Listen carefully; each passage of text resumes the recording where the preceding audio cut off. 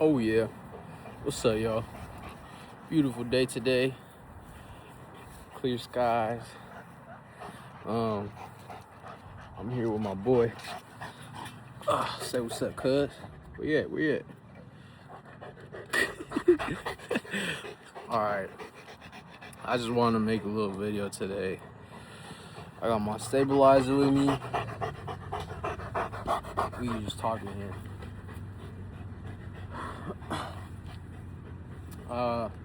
I wanted to talk today about how we should look at what's it called?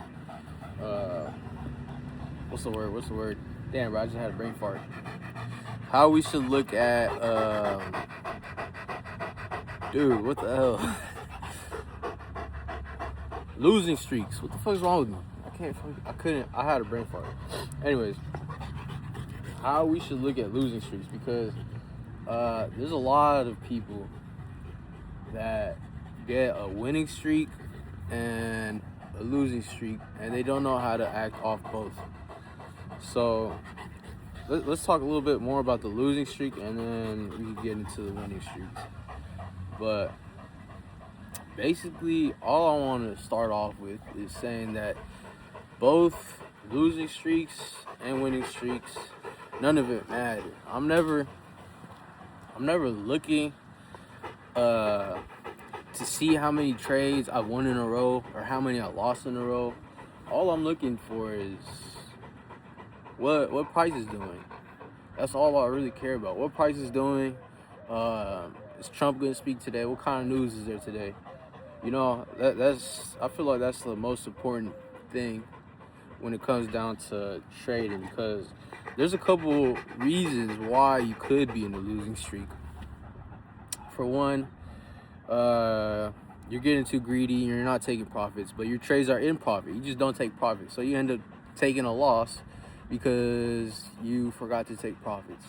That could be one reason why you're in a losing streak. Ooh, ice cream truck. Hey, I got some cash on me, bro. You want to get some ice cream, Huncho? Yeah. Another reason why you could be in a losing streak is, well, the news could be a reason. You're not keeping up with the news. You just wake up and trade, and all of a sudden you get this fucking big ass Drake candle out of nowhere. You're like, what the fuck? What just happened? And they're like, bro, you didn't know there was FOMC today or something? Something like that, right? So that's another reason. You know, you don't keep up with the news. What's another reason that you could be? Hey, this is all off the dome too, bro. I didn't write nothing. I'm here. I felt like making a video. I felt like talking about this. You know what I'm saying? But another reason that you could be in a losing streak is because you're it could just be changing market conditions. Like right now, you're just not aware of really what price is doing. Like, is price in the consolidating area? Where are you trading? Are you trading where price has been known to consolidate a lot in the past? Because maybe that's why your setups aren't playing out, you know? Just because you take a trade and your setup doesn't play out doesn't mean you don't know how to trade. And vice versa. Just because you take a trade and the setup plays out doesn't mean you do know how to trade. But what I'm basically trying to say is that what? Why you get up like that? Anyways, what I'm basically trying to say is that losing streaks doesn't mean you're a bad trader. There's ways you could go about this. When you're in a losing streak, the bad way to go about this is to try to make your money back, right? You're not supposed to try to make your money back. Just keep trading. You wait for your setups to appear, and you take the trades. You risk less money until you get back to break even or you get your money back. But you're not supposed to look to make your money back. You know what I'm saying? It doesn't make sense to try and make your money back. because at that point you're just gambling. That's what gamblers do. They lose money and they try to make it back by gambling some more. We're traders, all right? We don't do that. You take a couple losses and you size down. That's what you're supposed to do.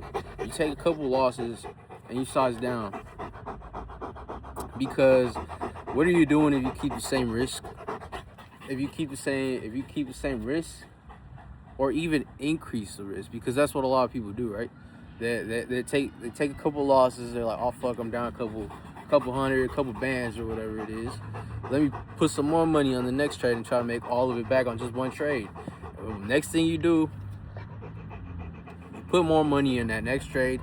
You take a loss, you wipe out even more progress. It could be weeks, months of progress, just because you try to make your whatever you lost back in one trade, right? So that's how that would go. When instead you could decrease your risk by still trading, still continuing to trade how you trade, but risking less.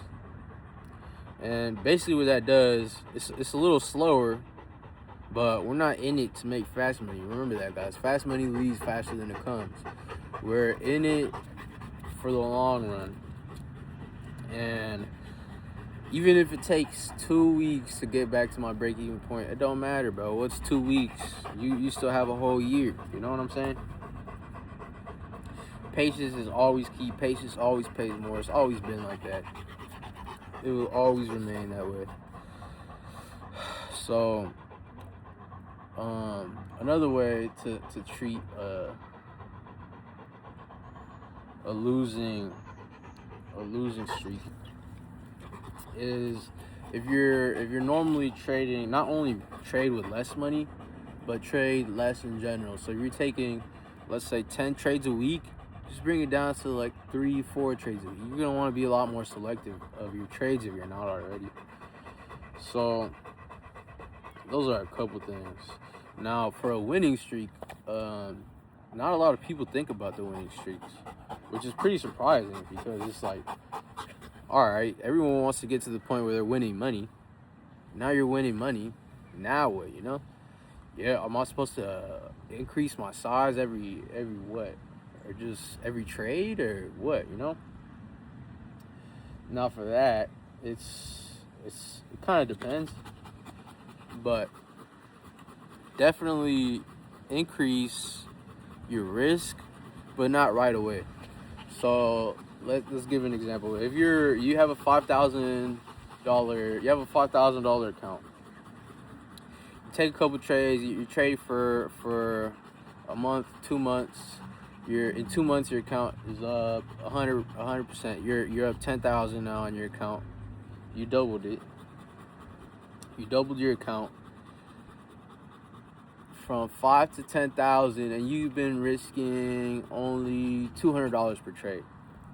Once you hit, I think it's easier if you set like a certain goal number. You don't want to set like a time goal, like for example, I'm gonna be up 20,000 in 2 months, because those time goals are unrealistic considering how the market conditions can change. They can slow down or speed up, and that obviously doesn't match with timing goals. Hey bro, get out my frame. Oh, he sees another dog. Shit, I don't want you barking in my video, right?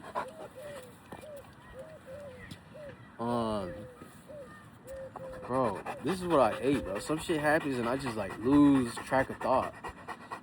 I lost my train of thought. Basically I was just saying that, oh, okay, so he's playing with like $200 per trade. You hit your 10K goal, you doubled your account.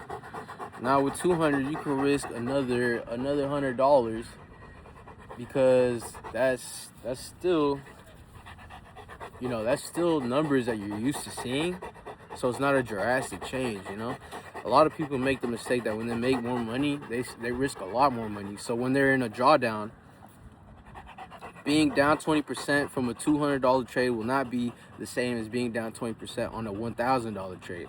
it's a huge difference. So you're not going to be used to seeing yourself up and down that money. So you might hop out of a trade too early because you're down this much, but the trade still plays out. You're like, fuck, why did I hop out if the trade was looking fine? When you play with more money and you're not used to seeing those numbers, your emotions start to you get more anxious, you get more greedy, all of that stuff comes out. So you always want to increase your risk gradually, because when you do that, it's basically not you're not changing too much of your psychology, how you see the money. But when you do size up too much, then that's when you start freaking out. That's when the emotions come out. You close too early, you close too late, whatever it is, it's because you play with some money that you're not used to seeing. So that's just kind of how that works on the winning streaks. You want to increase your risk gradually. You want to take out profits.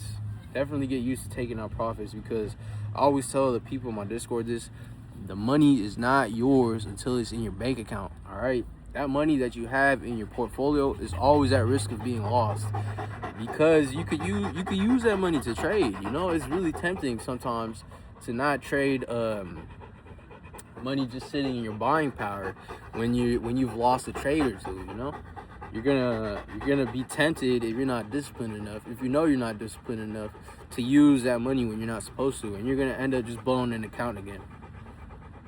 So put some money to the side, put some money into some stocks, do whatever you gotta do, but don't just leave your profits there. Take some out, do something with it.